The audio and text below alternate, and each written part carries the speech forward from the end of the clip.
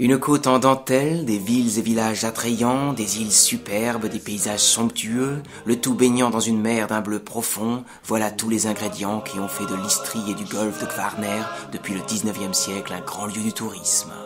Pour découvrir la péninsule de l'Istrie et les îles du Golfe, le navire fait escale à Kirk dans l'île de Kirk, Rapp dans l'île de Rapp, Mali-le-Chigné dans l'île de Le-Chigné, Zres dans l'île de Zres, Pula à la pointe sud de l'Istrie, Briouni, archipel exceptionnel, Revigne, Porridge. Embarquement à Opatia, station balnéaire de la Belle Époque, témoin des fastes passés quand les princesses autrichiennes venaient y soigner leur mélancolie.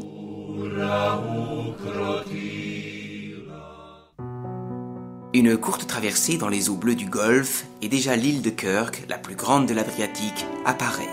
Le navire longe la côte jusqu'à sa capitale, Kirk.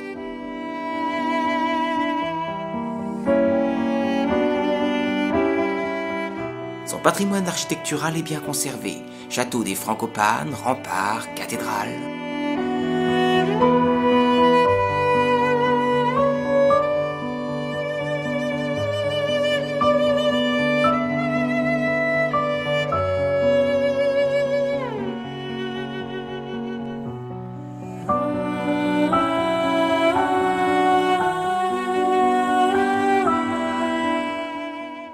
Plus au sud, voici l'île de Raab et sa capitale aux maisons serrées sur un promontoire rocheux qui s'étire dans la mer, dominé par 4 clochers en enfilade. Rue médiévale, palais, église, voilà vraiment une étape séduisante.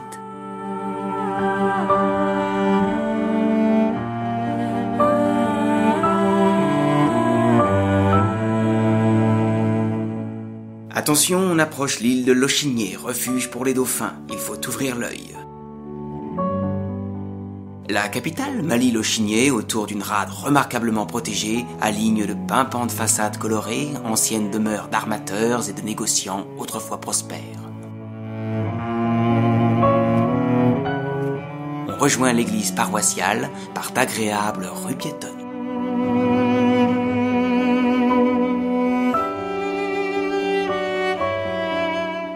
Séparée de Lochigné par un étroit chenal, Zres en est le prolongement. Sa capitale s'abrite au fond d'une petite baie. Au hasard de ruelles étroites, de venelles, on découvre de belles maisons d'allure vénitienne. Charmant petit port bordé de façades colorées et de terrasses de café. On profite de cette escale pour visiter une coopérative d'huile d'olive et déguster sa production.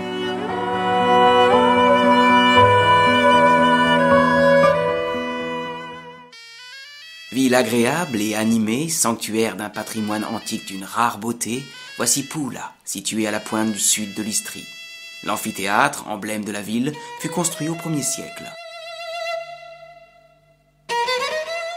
Le forum, depuis 20 siècles, constitue le cœur de la ville.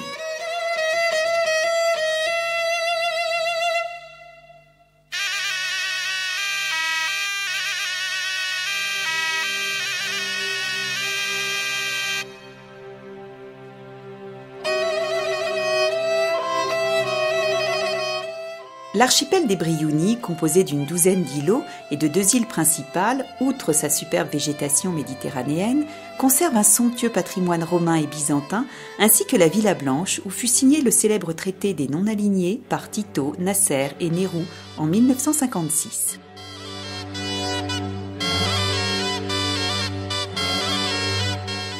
Sur une presqu'île étroite, Revigné est un petit bijou de l'Istrie. Les ruelles sinueuses, toutes plus étroites les unes que les autres, les maisons jaunes et ocres, les palais baroques, le campanile, attestent de la richesse de la ville et lui confèrent un charme à la fois médiéval et vénitien.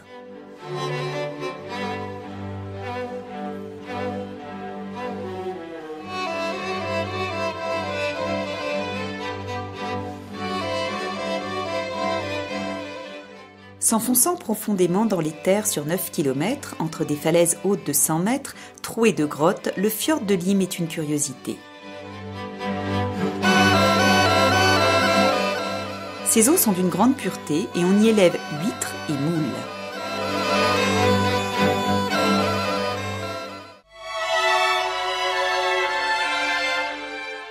Elle aussi posée sur une presqu'île, Poreč, dernière escale de ce périple, appartint pendant plus de 500 ans à la République de Venise. Sa basilique, bâtie par l'évêque Euphrase à partir de 543, est inscrite au patrimoine mondial. Les mosaïques byzantines de l'abside sont une merveille.